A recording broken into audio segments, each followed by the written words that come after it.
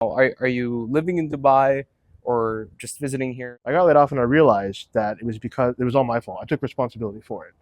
I think it's bullshit, but I was diagnosed with it as a kid. No sex of any kind. I wanted to do something really difficult to make a big change in my focus. It was intentional. I just sat down with Isaac Emesowum in Dubai last week, and this guy's code has literally run on 1 in 10 computers on planet Earth. We're talking 800 million devices running his McAfee installer, 4 million Ford trucks using his infotainment systems, including every F-150 Lightning ever made. But here's what's wild. He almost lost it all because he couldn't focus for more than a few hours a week. Isaac went from getting laid off at BlackBerry for lack of focus to completely curing his ADHD through a 10-day silent meditation retreat. Now he can drop into alpha brainwave states at will, fall asleep in 2 seconds, and work 16-hour days of pure focus. He literally hacked his own consciousness. Over at Villa Vieja, Nicaraguan, we went deep into meditation, lucid dreaming, 8 ayahuasca ceremonies in Peru, and how the Monroe Institute, the same place that trained CIA remote viewers,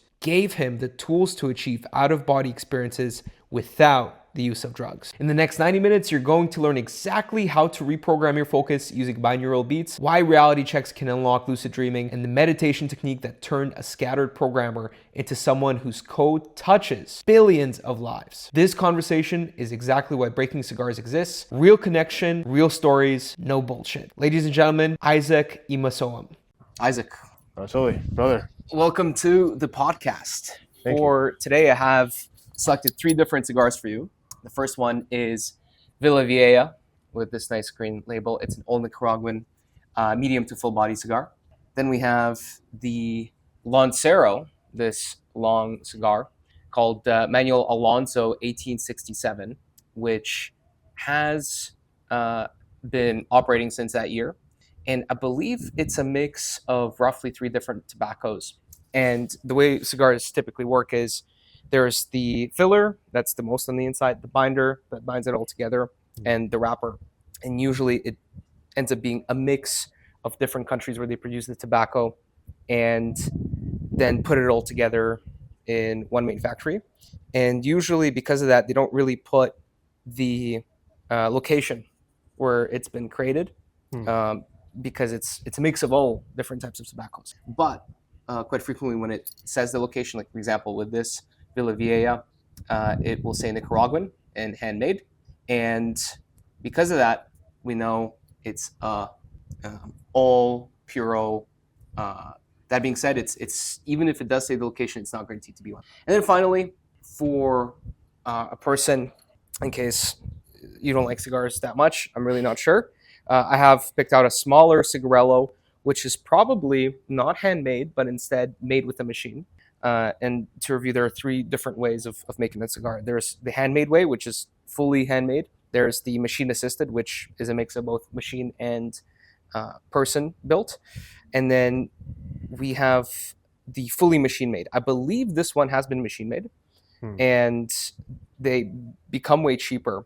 And that's what really helped cigars get popular kind of in the post World War I era, was that machines started helping with a lot of the cigar builds, which in return made them cheaper and more popular. And so 3 different types of cigars. All of these are sort of, this one's more full body, this one's medium body, and this one is light to medium body. What are you thinking of choosing for today's chat? Probably the cigarello or the long one. Either the longest one or the smallest one.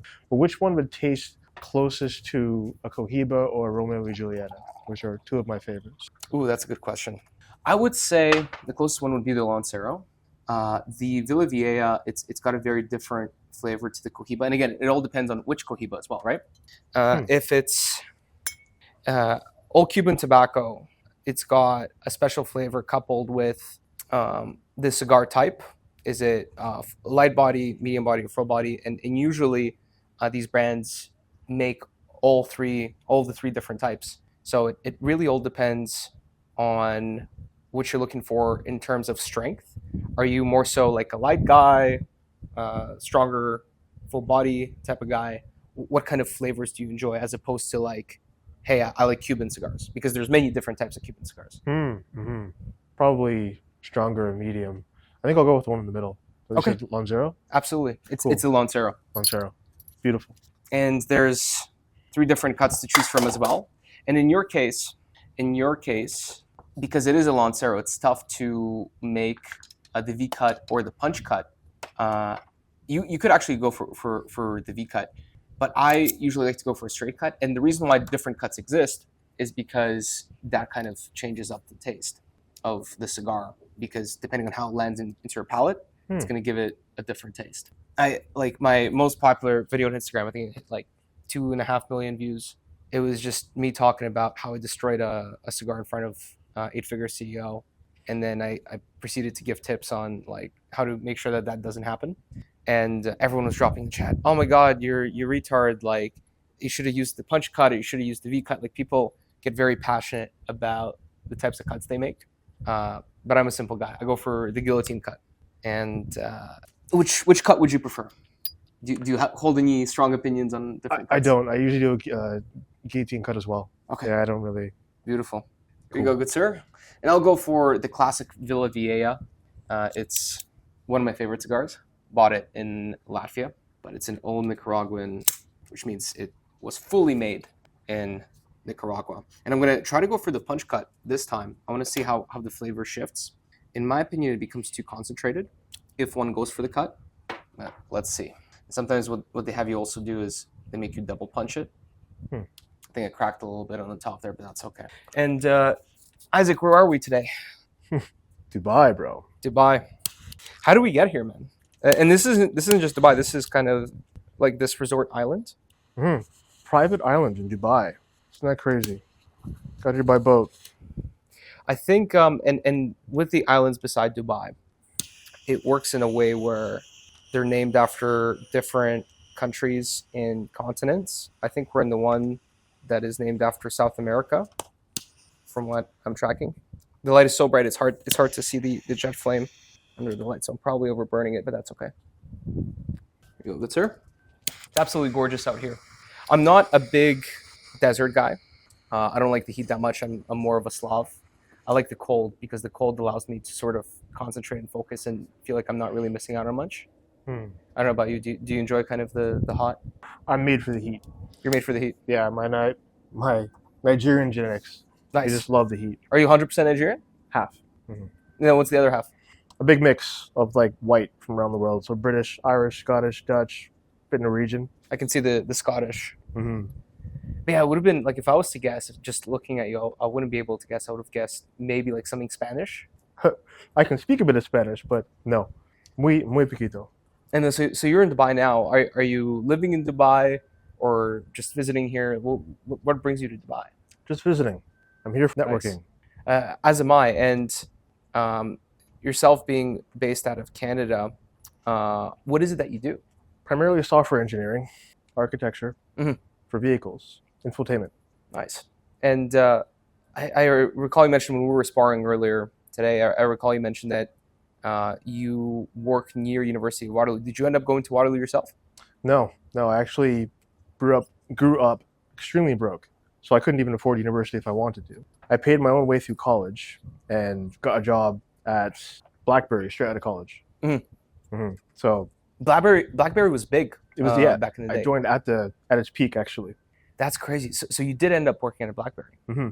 Man, that's I've seen the movie. I don't know if you've seen the movie on the downfall of BlackBerry. But it was a very interesting one. Yeah, a while ago. Were you there when it kind of like started crashing, or how long were you at BlackBerry? I was there from 2008 to 2016, 2014, something like that. Between 14 and 16. It's actually, that's when I started getting meditation. That's actually how I got into meditation. Because I got laid off from BlackBerry, finally, probably because of my lack of focus. And that is when I decided to start meditating, like more regularly and challenge myself. And so you were at BlackBerry for 6 years. Yes. Wow. 6 years. So you've seen quite a bit of what happens at BlackBerry. Tons and tons of layoffs, bro. Yeah. Wow. And like I actually didn't know that you worked at BlackBerry. What was the experience like? Did you enjoy it? Was it miserable? Was it exciting? Was it a lot of pressure, similar to what intern students describe at Tesla? Or what's the environment like at BlackBerry? It's pretty chill. It was amazing. I got to work with a lot of really intelligent people, and it was inspiring to be able to work with what I said back at the time was a lot of geniuses. It was amazing, yeah. The work was fun. It was engaging when I worked, which we'll get into. And it was very fulfilling. It was cool. Yeah, it's a good experience. What was kind of like your most memorable experience from BlackBerry? Probably building a data compression app for smartphone. I think it was for iOS overnight. So there was some big deadline. So back then I needed like a challenge or an emergency to work really hard. I think I worked all night on the app and got it all working to secure the job. No, I think that's what happened. I secured the job of the whole department because I got the app working just in time for the exec demo, and it went really well. Nice. So that was text and image compression in a proxy application that ran on iOS, connected to a backend running Linux. Nice. And so you've always been in computer, would it be considered computer engineering or programming? Is there a difference between the two? One is more hardware versus software, right? Well, they're the same. But in my mind, a computer programmer didn't go to university. So I usually call myself a computer programmer. And a computer engineer is an engineer who has a university degree. So I would call those software engineers. So usually I say, I think I said today that I'm a software engineer, but usually I say programmer, computer programmer. That's the distinction in my mind. But I hear both. Like my title, I think, at Intel Security was software engineer. And I remember back around that time of 2014 to 2016, when I graduated high school, like there was a big push for like programmers, and there was a massive emphasis on students studying coding and programming. Do you think that times have now changed with low code, no code solutions, where either a lot of programmers are going to lose their job, or it's no longer making as much sense to go down the path of computer engineering, at least at the junior level, because of how much AI is able to do and how fast it's progressing? Not yet. Maybe soon. The way I see it is people who use AI will replace those who don't. Right. So I use AI for speeding up my work, but it's not yet good enough for me to give it a task and just build something perfectly. It makes a lot of mistakes. Not yet. I use it to write unit tests, etc., scan code, figure stuff out faster. Yep. But I don't give it like a full feature to build. It's just not that. It's not there yet. Maybe soon, maybe, but it's not that smart yet. Got it. For a little bit of context, like I work at a software development studio called BitLab, and we have about 50 developers, QA, QC, CTOs, project managers, people around the space of creating apps and creating software for the health tech and medtech space. And just with the use of Cursor, we find that we're making breakthroughs a lot faster, and it's actually faster for our CTO to just use those tools and create something himself, as opposed to delegate it to a team and communicate his vision. And so we don't even hire juniors. We only have medium and senior coders. And that's something that our founder is very passionate about. Shukri, I think, in fact, you met him about 2 years back. About that, yeah. Or a year back. And we only hire, even though we hire only medium and senior devs, like he's finding himself delegating less and less and just preferring to do the vital stuff himself because of the accelerants through AI. But how's the quality of the output from the AI that he's using? Is the code maintainable? I wouldn't know. Like I studied civil engineering. I did a little bit of programming in high school and in university. They had us use MATLAB for a lot of the visualization, 3D objects, stuff like that.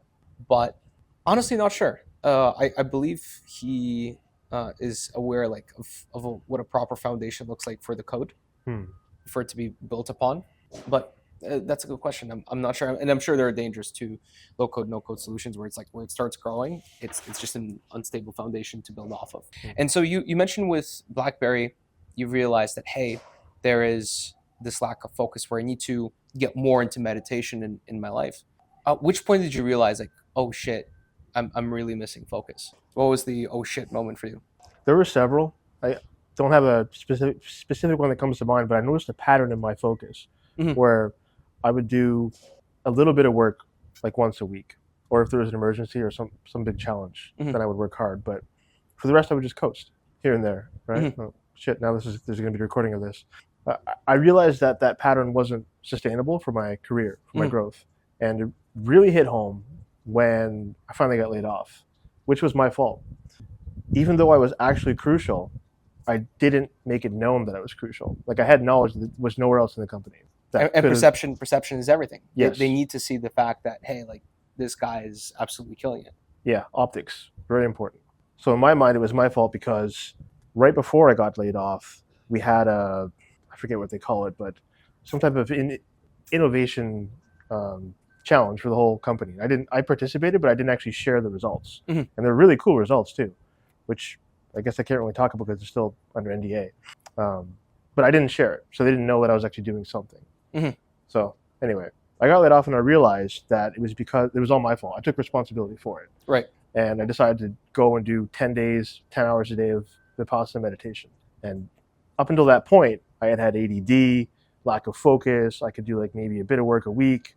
But after, I could work all day. And I still can. And it's been like 11 years. But it's surprising to hear that, like, you felt like you had ADD. And I'm not sure of the difference between ADD and ADHD, but it's essentially a lack of focus, correct? Yeah. I think it's bullshit, but I was diagnosed with it as a kid, and Okay. ADHD as well, and was on medication. Yeah. I think it's like a modern society way to get boys to just chill, sit still in class, and Yeah. focus on shit they don't care about. And put them on meds and essentially neuter them. Yeah. And to disempower Exactly. them by saying you have a diagnosis that Mhm. is incurable and you're fucked. Yeah. No, it's absolutely awful. But having done programming and coding, like, it's a very I'm not going to call it monotonous, but it's a very high focus job. Mhm. Doesn't it require a level of focus to do that job in the first place? Significant, yeah. It takes a lot of brain energy and brain power to actually just start coding. Yeah. Like the cost of a context switch is really high. Mhm. Like if I'm coding something and somebody comes and interrupts me and talks to me, Yeah. then like all the code that was like of the system that was in my head just gets dropped, right? And then it takes time to get the whole system back into my head. Mhm. But the senior developers or the really good developers can do that quickly, but there's still a time it takes. And it wasn't until meditation that I was able to do that really efficiently and for long periods of time. Like before, like I mentioned earlier, I could do a bit of work a week, right? But then after Vipassana, I could work all day long, like 8, 10, 12, 16 hours, no problem. Mhm. Focusing like the whole time without even taking a lunch break. And so from there, that was like in 2014, you began your journey towards learning more about focus through meditation. What did that journey look like for you? I've been meditating off and on for about 20 years, so since I was a teenager. But at that time, I enjoyed the fruits of the labor of doing Vipassana for 10 days, up to 10 hours a day. And I really locked in and worked hard and outworked like everybody around me, which led to a lot of monetary growth at that time compared to where I was. But what is even meditation in the first place? Like, is meditation praying? Is meditation staying still? Is, like, what does it even mean to meditate in the first place? I don't know who said it, but I heard a quote that there are as many ways to meditate as there are people. So it can mean a lot of different things for a lot of different people. Mhm. Another one I heard is prayer is talking to God and meditation is listening. So it's stillness, focusing your mind, changing your brainwave patterns at will. For example, I can drop into alpha state with very little effort because of the training that I've done. What is alpha state? Alpha, like alpha brainwaves. So What are the those? frequency. So normally we're in beta. Okay. Well, actually, as kids, we're in alpha. And then as we grow older and enter into society, we get used to being in beta. Mhm. So beta is like high focus. Alpha is a bit more calm. Theta is asleep or dreaming, etc. And then delta is like very, very deep brainwave pattern. So basically, the frequency just gets lower and lower and lower. So alpha is like a more focused. Mhm. Like you can really focus on your work. Mhm. Or just be in the zone. Like if you're in the zone, that's alpha. So through meditation practice, you can teach yourself to get into alpha brainwave state, to be more focused, more present. And so there are many ways of meditating. And what, like, going back to the original question, Mm-hmm. you started in 2014. How did you begin your research on it? Going all the way back to when I started, Yeah. I wanted to be able to lucid dream more and I was interested in out-of-body experiences. So then I found a school that taught meditation to accomplish that goal, Mhm. to that end. Back in 2016, I think it was actually 2016 when I did Vipassana. That was as a catalyst for change. I wanted to do something really difficult to make a big change. Mhm. It was intentional to start an upward spiral Mhm. from Mhm. the rut that I felt like I was stuck in. And to answer your question before, the meditation I normally do is Anapana, which comes from apparently the Buddha or out of India or Nepal. It's just focusing on your breath, just being aware of your breath. So it starts with the breath. You don't force the breath out or in. You just observe it as it goes out and in. You just watch it. Mhm.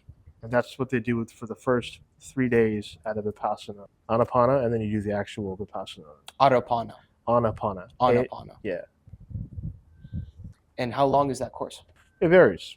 You have to complete a 10-day course to do the shorter ones. It's usually 10 days. The first 3 days is Anapana, and then after that, for the other 7, you do Vipassana, which is like a body scanning, like you move your awareness around your body. Very interesting.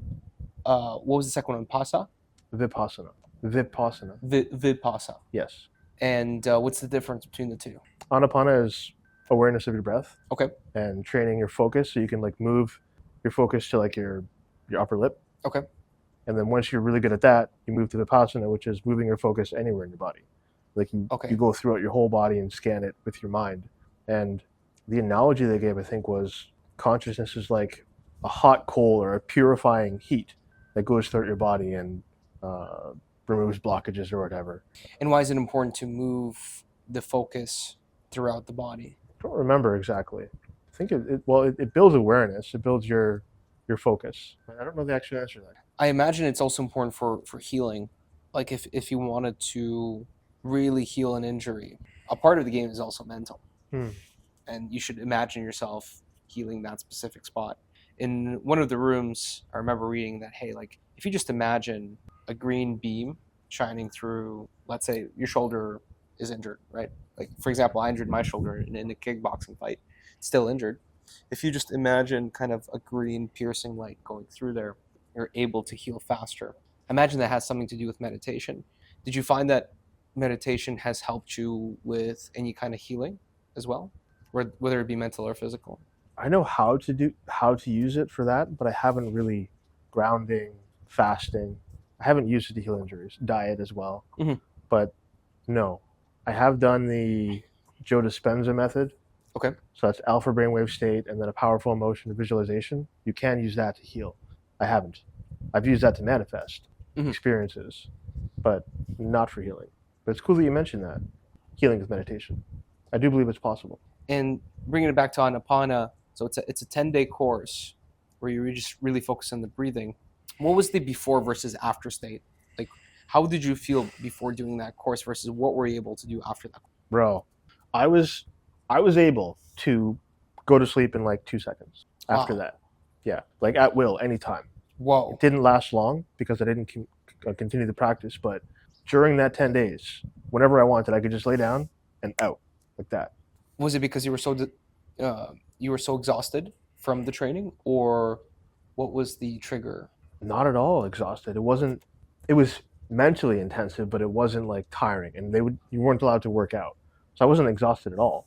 I don't know exactly. I think it was just the level of focus and the improved awareness of my own consciousness. And the biggest thing, my biggest takeaway, I was able to sense my thoughts before my mind converted them into words, or my ego. Kids or autistic people think in images. Everybody thinks in images first. I was able to get the image of the whole thought, understand it, and then my ego would catch up and then like speak it in words in English, right? Because we usually think in English or whatever your native tongue is. But I was able to understand the thought package before my ego would narrate it. That lasted for a few weeks after. It was very interesting. And so, is that something that you're still able to do to this day? Just pass out in 2 seconds? No. I would have to redo the practice. What does the practice look like? I would have to do Anapana for a while to get my focus back up, and then do the Vipassana again. probably for 45 minutes to an hour a day. That's how much you're supposed to do it after you finish the course. I did, I think, a couple days and then stopped. So 45 minutes to an hour a day of focused breathing, sitting, mindful of just yourself and your inner state, focused on different parts of your body. Yeah, you can move your mind or you focus your hand Yeah. easily.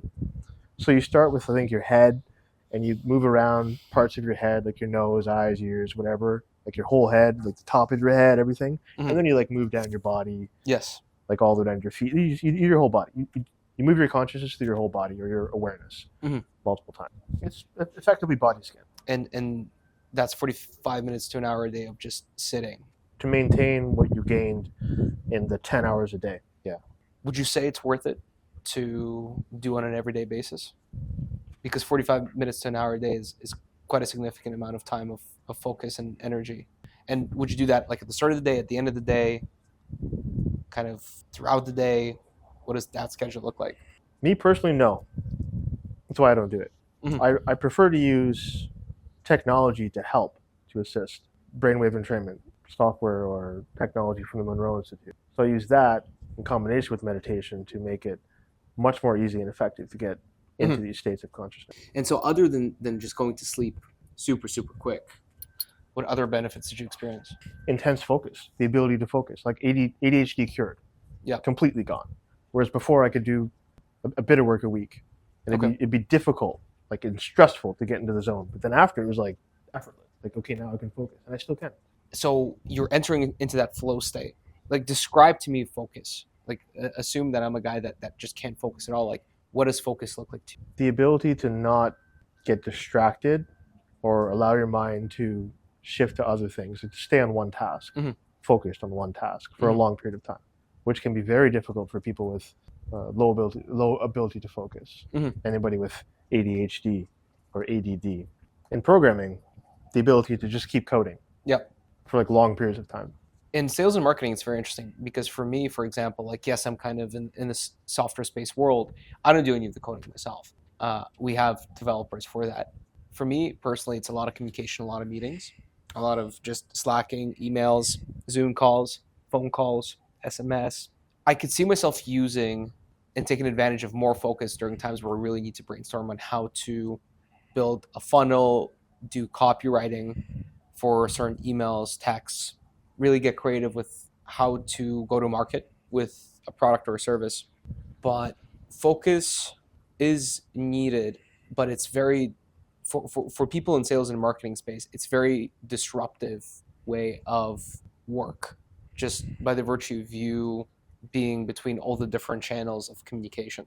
And I think I have developed, not even ADHD, I don't believe in that, but my focus has declined ever since getting into sales and marketing. And I could see myself needing focus, but the virtue of my job doesn't require it as much as, let's say, programming or painting or just doing your craft for a long period of time, because there's just so much communication that's needed that takes you out of that focus zone.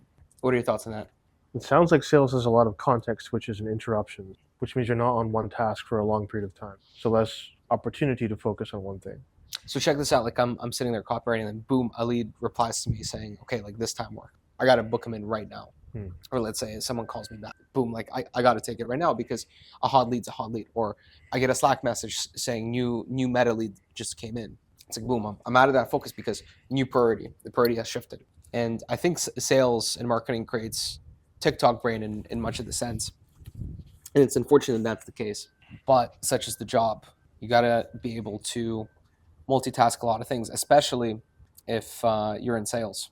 Marketing, you can be a little bit more focused because it's a lot of funnel building, maybe website building, designing of video scripts, designing of the sequence that you're creating. But otherwise, it's just a lot of communication that takes you out of that focus. For you, then, I would recommend practicing getting into the focus state, and out of it, and in quickly. So meditate, do some mindfulness exercise, and then context switch. And at first, it's going to be hard and costly for your brain, but doing it more and more, it'll be easier over time. So that could be something, that could be a practice you do to become more effective at switching. Because it's just a muscle that you need to work out. or could work out. And who would you recommend the meditation courses for? Would you say everyone could benefit from something like this? Everyone can benefit from focused meditation, of course, in all realms. Personally, I like hemispheric synchronization technologies. Okay. So a tone, say 100 hertz in your right ear and 105 or 108 hertz in your left ear. Okay. And your brain makes the difference. So 100, 108, your brain creates 8. Right? It creates the difference. And that, whatever that tone is, will be the frequency your mind entrains to. So if you want to be in alpha state, find the frequency for alpha, use binaural beats to get into alpha state. It just makes it easier to get into that state. And it also helps you become used to being in that state. So the more time you spend in it, the more you can get into it by yourself. And so these binaural beats, is that something that you turn on? Like, what does your schedule look like with binaural beats? Is it while you work, you turn it on? Is it before bed? When do you usually take advantage of that? Right when I wake up and before bed. You can use it for focus. I don't. You can use it for beta, brainwaves, but I don't. It's just headphones. You put on headphones and listen to some tones, maybe some white noise or something. But I do hemisync in the morning and meditate, and then I do it again at night before I go to bed. Sometimes I meditate without. How long typically? Like 10 minutes? Usually at least 20 minutes. Okay. I did 20 minutes almost religiously. Well, I'll say religiously for the first 1 to 2 years, maybe 1.5 to 2 years. Now it's like, it could be 5 minutes in one session, could be 20, could be 35, could be 40. I'm trying to actually ramp it up right now. And what happens if for a day or a week you don't meditate? My focus goes down a bit. There's a cost. Like how much? Loss. Well, actually, stress will go up a bit, cortisol will go up, and focus will go down a bit. And I don't know how much because I haven't really, I do it every day, right? I've been doing it every day for 702 days, roughly. Yeah, I saw you posting your results on Insta. Just staying consistent with something is so massive. Mm-hmm. You rarely see anyone go on a 700-day streak of anything. I don't know who said it, but if you do anything for 15 minutes a day for 1 year, you're better than 80% of the people in the world at that one thing. Yeah. So I heard that and I was like, fuck it, I'll do meditation every day for 20 minutes. So I did. The part that makes me interested is I wonder how it combines with praying, because I think there's a way to combine the two together. For sure. If you can get into alpha state, create a positive emotion. This is back to the Joe Dispenza method. Get into alpha brainwave state, create a positive emotion, visualize some experience that you want, and thank God for giving it to you. You're manifesting it. Share a little bit on the Joe Dispenza method. He walks you through a kind of like a body scan meditation where he moves your focus around, or asks you to move your focus around, like between your eyes, focus on the energy between your eyes, between your ears. It moves your focus around your body, and then what that does is it gets you into alpha state. And how you know you're in alpha state is when you start nodding off. Like if your head falls forward and you catch yourself, you're in alpha. And then once you're in it, he has you visualize and create a powerful emotion. And that's how you rewrite the matrix. And there's a lot of inventors, I think such as Nikola Tesla, that applied a mix of lucid dreaming with getting into alpha state. And I believe the story is as follows. They would lay in bed and hold like a metal ball, and there would be some sort of metal sheet below. And as they were dozing off, they would be thinking of different ideas. And then the moment they would fall asleep, that ball would drop and wake them up. And from there, their brain was tuned into that frequency to be the most creative it can possibly be. And there are so many inventions that would happen over dreams. For example, Mendeleev, who is the one that invented the periodic table, he came up with it in his sleep. And I find myself, like, my mind is racing at the end of the night. Let's say it was a super productive day and I'm still thinking about a problem. Like, I would come up with ideas right before falling asleep on how to solve it, and then I would apply it the next day. Those have been some of my biggest breakthroughs, I think, but I haven't been taking advantage of that alpha brain maximizing time. Is the story with Nikola Tesla correct? Yes, and Thomas Edison as well. He did it as well, I think, with keys. Same thing. And with that, you might be going into theta too, if you're like almost dreaming. But yeah, that's the idea. Like, you get into a different brainwave state and you become much more creative. I use that as well, actually. That was how I made my biggest breakthroughs in programming. Mhm. But that was before I knew what I was doing, and I wasn't able to control it. Now I can go into those states either on my own or with HemiSync and get answers to problems. Just pick them up from the universe. And you do it 20 minutes when you wake up and 20 minutes before you go to bed, and you're able to do problem solving while meditating, or is meditating disconnecting yourself from that? Either or. Yeah, there's different states you can get into to help you problem solve. Like there's a focus in your body state, and there's like an expanded awareness state. You can think of it like tuning a radio dial. Okay. Like your mind or your consciousness is at a certain frequency, and you can change the tuning.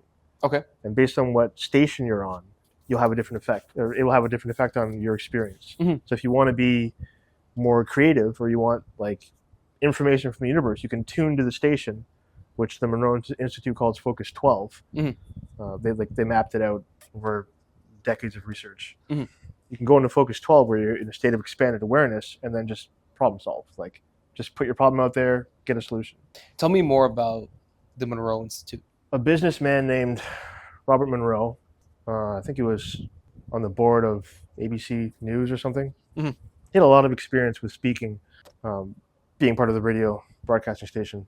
He found that when he was experimenting with himself with a sleep learning aid, like some subliminal messaging tapes that his company was producing so he could learn while he was sleeping, he found that he started popping out of his body and was kind of terrified about it, thought he was like dying or something. So he went to doctors that were friends of his, and they said, no, he's totally fine. And it happened a lot, enough, and to the point where he started writing books on it. And he became famous for his books, Journeys Out of the Body, Ultimate Journey is the third one, and Far Journeys, I think, is the second one. He founded an institute, the Monroe Institute, where they study consciousness and altered states of consciousness. Drug-free, I'll add. So there's no ayahuasca or DMT or anything. You just put on headphones, and the binaural beats take you to different states of consciousness. Mhm. So him and his wife, Nancy Penn, funded the Monroe Institute, where they've been researching consciousness since, I think, the 60s. Mhm. Long time. And they tie that in with meditation, or what were some of their findings? A lot of crazy shit. Teaching you how to get into deep meditation or have out-of-body experiences, go to different realities. Like for any of your viewers, you might have had a dream where it felt really real, like they're in a different world or something, or Yes. in Japanese culture, in an isekai.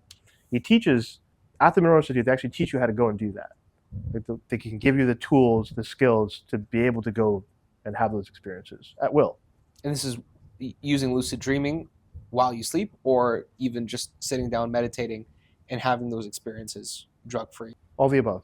So you can have experiences from a lucid dream state, or have an uninterrupted consciousness, stream of consciousness from an awake state into a dreaming state. Mm-hmm.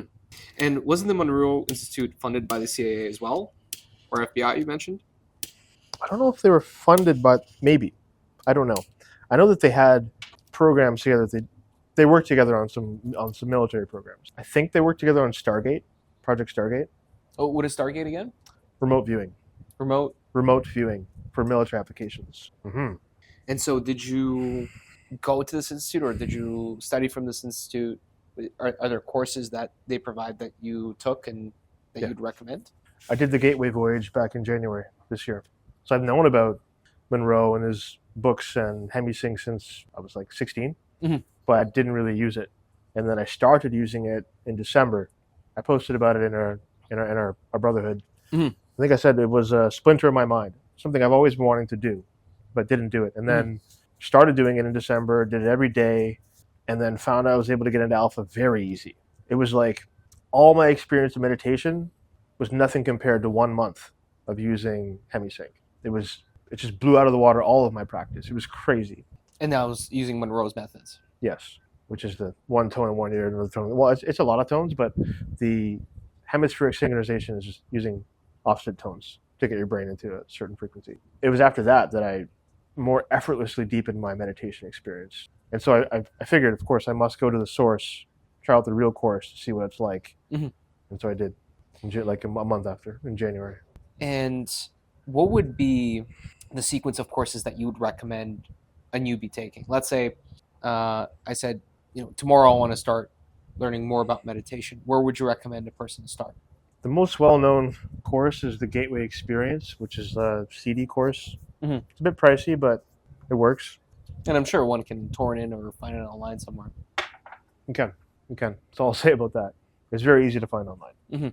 It's on YouTube, actually, Yep. as well. Yeah.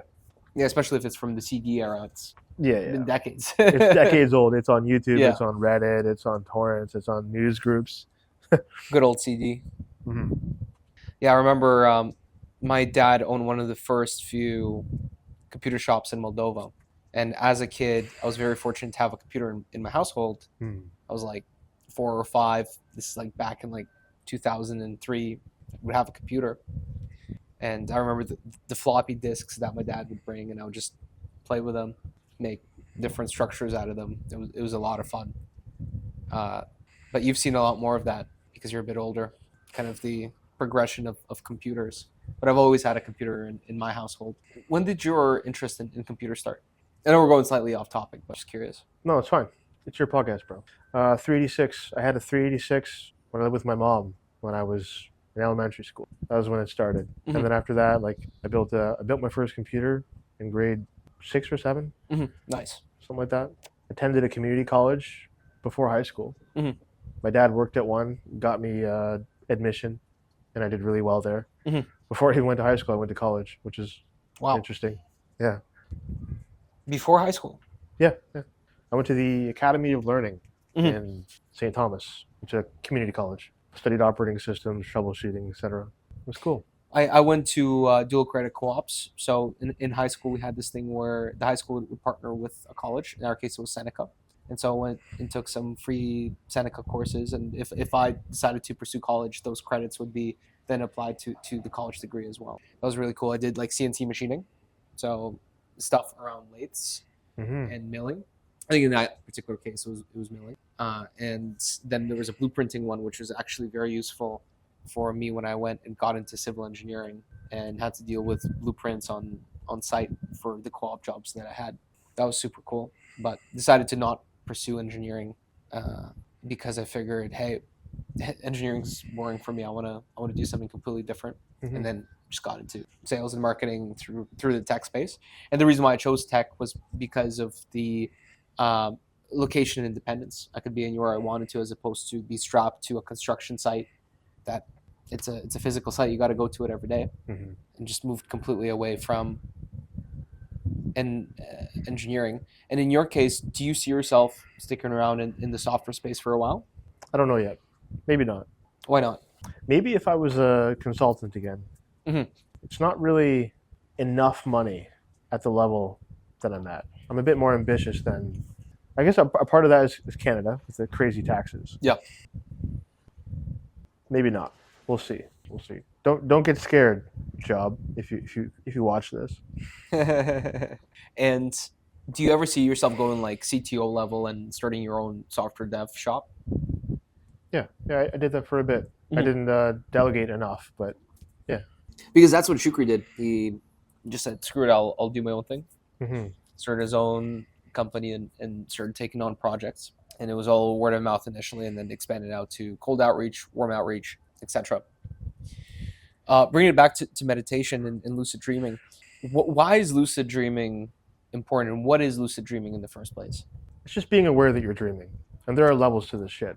There's levels of awareness you can have in a dream. Like Okay. right now, there's even a level to our awareness we're having right now, like how focused you are. Same thing applies to dreaming.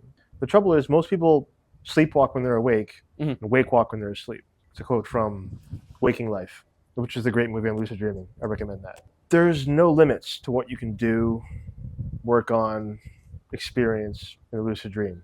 If you want to see a loved one who died, you can intend that to happen. I'm not saying you're necessarily going to meet that actual soul, Mhm. but you are going to have that experience. So if someone had a loved one that passed away, they could go and meet them. The point is, you can have whatever experience you want, like flying or telekinesis or anything. You're fully in control when you're within that state of lucid dreaming. You decide what you want your reality to be. Mm-hmm. Think of the loading program in the Matrix. That's what it can be like. Mhm. It can be a total white space where you can bring whatever you want, Mhm. any kind of experience you want. And I think Andrew Tate talks about this a lot, where he solves his brain never stops working Hmm. because he solves problems well. And so if you were to unlock extra 6 to 8 hours in your day, Hmm. that's how you do it, because you need sleep ultimately. But what's most exciting, I think, is that every time I try to apply that, I'm like, fuck, man, I'm tired. I'm exhausted right now to really be thinking about this problem before I sleep. And I'm going about lucid dreaming wrong. And this is where I think I could really benefit from some training to learn how to do it in a way where it doesn't feel exhausting while I sleep. I can answer that. Sure. There are many different ways to lucid dream. The easiest is just reality checks. Okay. So set a timer on your phone for every hour to check if you're dreaming, and then do a check. The thing about the dream space is it's a bit different. There's usually no pain. Sometimes there's pain, usually there isn't. So a pinch, if it hurts, you're probably awake. Very rarely have I ever felt any pain in a dream. Jump, if you float, you're dreaming. Hit a light switch. They don't work in dreams, usually. You cannot change lighting in dreams. I don't know why, but it's something most people cannot do. So hit a light switch. If it changes, you're probably not asleep. The more you do these checks, the more you'll do them when you're asleep. It's just habits, right? So if you build a habit over time, like in 30 days, you will continue to do it at night. And then you'll be awake during awake time and awake during sleep time. What's going to happen is after a period of time, when you do these reality checks, you'll just unconsciously do them. And then you'll see things that are weird, like, wait a minute, that's a pink dragon. That doesn't exist. I must be dreaming. Or I checked my watch and I checked it again and the time changed. That doesn't make sense. Or if you read something and you put it down and read it again, the letters will change, or the whatever was there will change. That's how you know you're dreaming. So the habits over time of just checking if you're awake will translate into sleep time. And then once you have more of those aha moments, I must be dreaming, then all you gotta do is be calm. Because what's likely to happen is you'll get excited and you'll wake up. Yeah, the biggest benefit I could see of someone like this is just unlocking that extra time in the day to solve problems, to brainstorm. And so you'd recommend starting with the Monroe Institute for the knowledge. Not necessarily, not for lucid dreaming. I mean, it can help with that, but it's an amplifier for meditation and for changing the frequency that your brain is honed in on. It's very powerful at assisting you, but ultimately it's just a tool, right? And it doesn't need to be used forever. It just makes it easier. And I do recommend it because I use it a lot myself, and it has some pretty cool effects. Like, for example, just with the first CD of the Gateway Experience, you can learn how to be asleep and awake at the same time. So your body is asleep, but your mind is awake. There's different tones. Like some put you into alpha or theta, and then there's also tones mixed in there that keep you consciously aware and awake. So you get used to this body asleep, mind awake state. So you can use that to work, right? You can put your body to sleep to catch up on sleep time, but still have your mind aware and awake. Since I snore, when I use this tech, I end up listening to myself snore a lot. So bringing it back, I got the Gateway Experience CDs to start with for learning around meditation and lucid dreaming, and then the Monroe Institute. And then what were the courses that you mentioned around meditation? I want to make sure I got them down. ANAPANA, Anapana. Anapana. That's the first 3 days of a 10-day course. Yep. And then for the next 7 days, Vipassana. Vipassana. Vipassana. It's easy to find on Google even if you spell it wrong. Vipassana. Yeah. Cool. And should one do it in that order? But you have to. When you do the course, you must do Anapana first. More so, like, should one start with the Gateway Experience CDs? Sure, yeah, to try it out. Or even binaural beats. Like, you can get apps on your phone. Okay. Like binaural gen or something. Yeah. There's many different binaural beat apps. But HemiSync, I find, is the best. Yeah, and like I was telling you in the car earlier, I have a buddy who has like different frequencies that he projects through his 3D polymer with coil wrapped around it. And you can't hear it, but the frequency, it's like invisible. It goes through the air as opposed to through sound. Because imagine with the binaural beats, you put on a pair of headsets and then it plays left and right. So you can't be deaf in one ear. And do you hear anything when you play these frequencies? Yeah. You can have experiences. You can see things. It's when you play it. it's like taking drugs without taking drugs. It's like some people have DMT-like experiences. Yeah, I remember as a kid laying down in bed and just closing my eyes, and I think depending on how you pressure the eye, like you can see like these visuals. Yeah. Like almost if you're hallucinating. And I don't know if I was unconsciously trying to tap into that, but it's very interesting to be able to hallucinate without taking any drugs. And in your case, have you had any experiences with kind of the type of drugs like DMT or ayahuasca that allow you to tap into that different dimension? Ayahuasca a bit, 8 times in Peru. 8 times? 8 ceremonies, 2 trips I was doing as well. What prompted the interest in a trip like that? I haven't told anybody yet. Fuck it, we'll do it live. I had a breakup with my ex, and kind of like a divorce-like situation. Mhm. And I didn't want to hate her. Mhm. I knew it wasn't good for me and good for the kid if I had hate in my heart for her. Mhm. So I decided to use ayahuasca to heal that emotion. Is it the death of ego type of drug? Yeah, that can happen. Yeah, a buddy of mine did it. I think it was either ayahuasca or DMT or something similar. And he described it as the death of ego. And his wife was actually there present for it during the ritual. And he described it as an incredible experience where he just felt love for everything. Mm-hmm. Again, got to double check on which specific drug that was, but I think it might have been ayahuasca. And so you went there looking to, in a way, heal the relationship that you had with this person. Going into it and then trying it, what was that experience like? Walk me through kind of the process that needed to happen for you to enter into that stage. What do you mean by enter into the stage? Like enter into like taking the drug. Like walk me through the ritual of taking this. Is there a guide that you're with? So I knew about ayahuasca for about 20 years before I even touched it. Mhm. Because I wanted to go somewhere safe with a good reputation. Mhm. So the first most important thing is set and setting, right? So I found somewhere that was safe, that had a good reputation, and went there.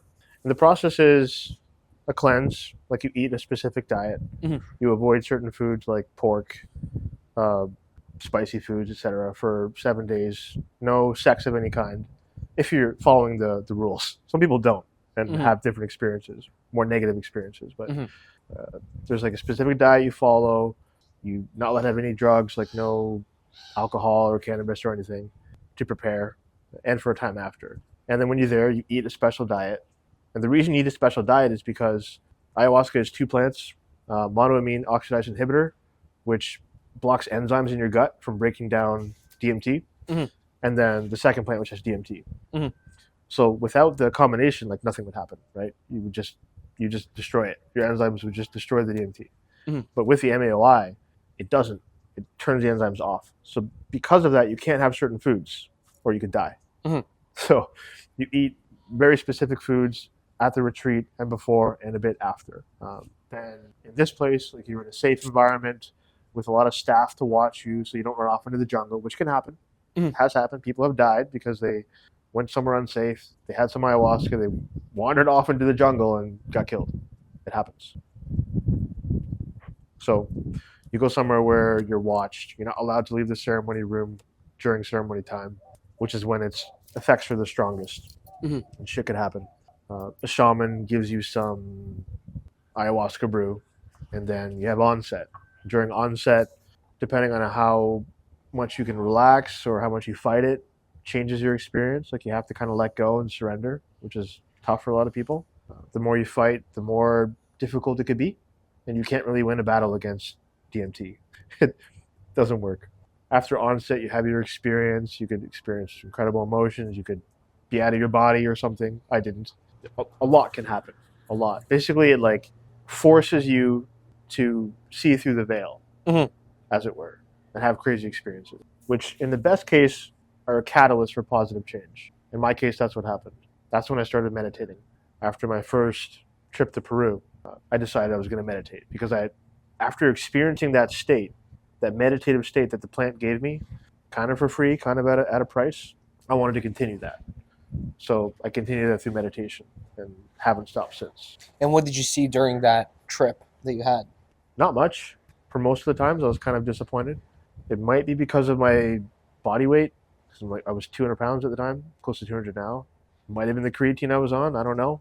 But mostly nothing. I had some visions the second last, maybe the last ceremony. Saw some geometric patterns, etc. Mhm. But I think the biggest takeaway for me was a life review.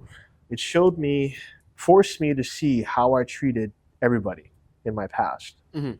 Through all the relationships I've had, like all the women I've been in love with and had long-term relationships with, my relationships with my parents, just showed me how I treated people.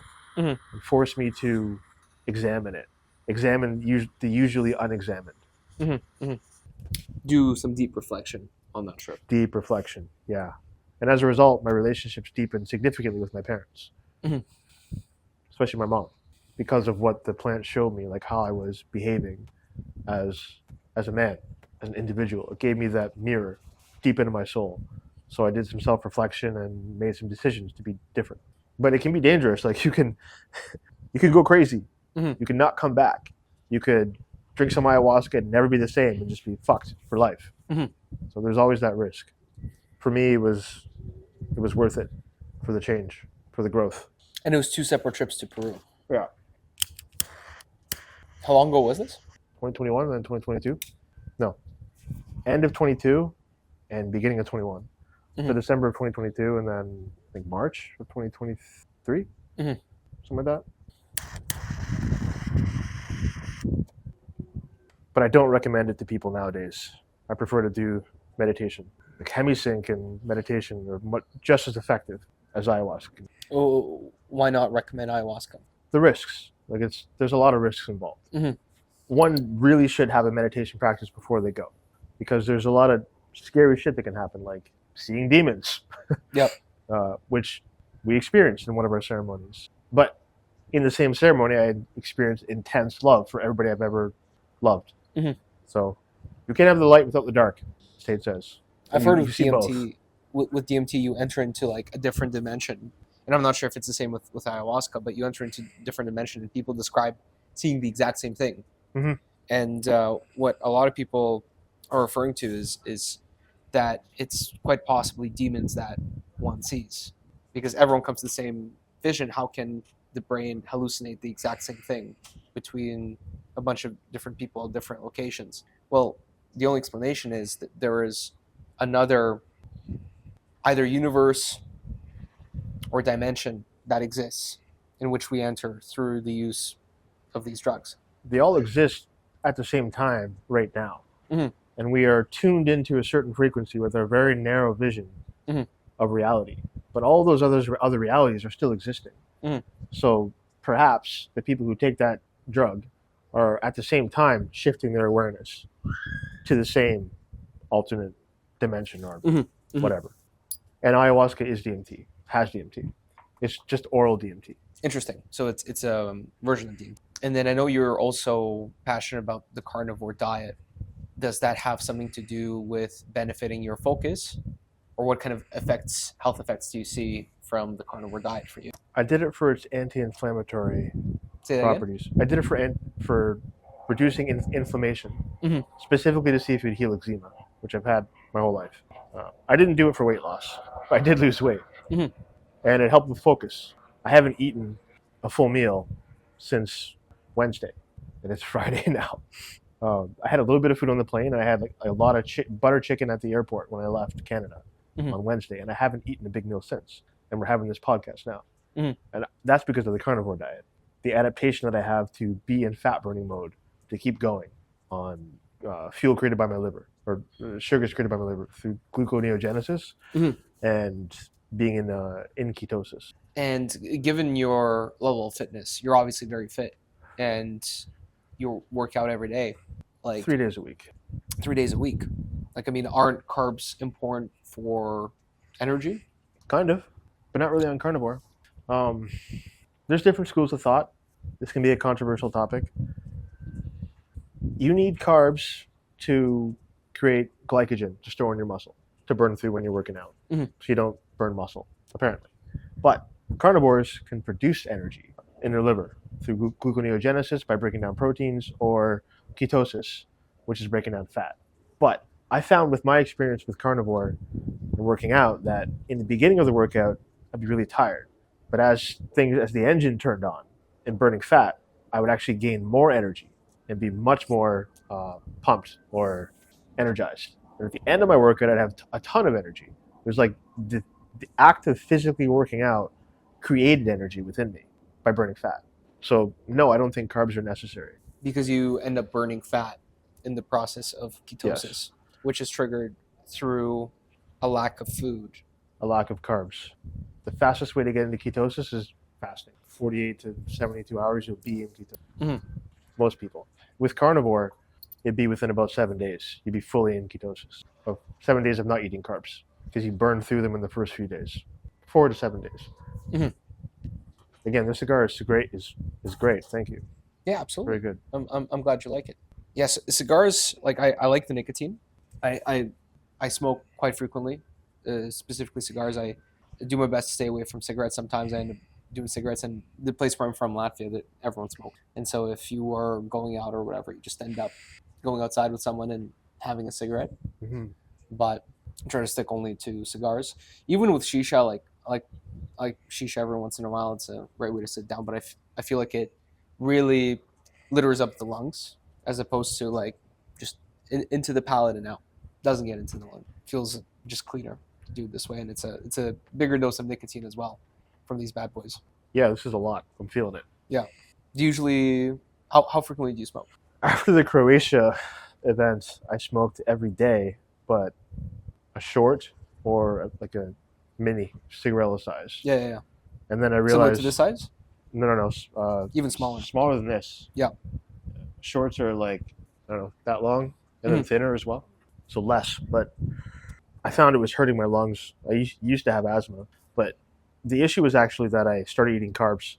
On carnivore, I seem to have like a cheat code where I can smoke and it doesn't affect my lungs. Mhm. I think because of the lower inflammation in my whole body. So smoking didn't bother me. But when I added carbs back recently, like last week and a bit, then it started affecting my lungs more, just having cigars. With the inflammation, like, is it inflammation from some sort of a condition? Is it inflammation from working out? Where is this inflammation coming from?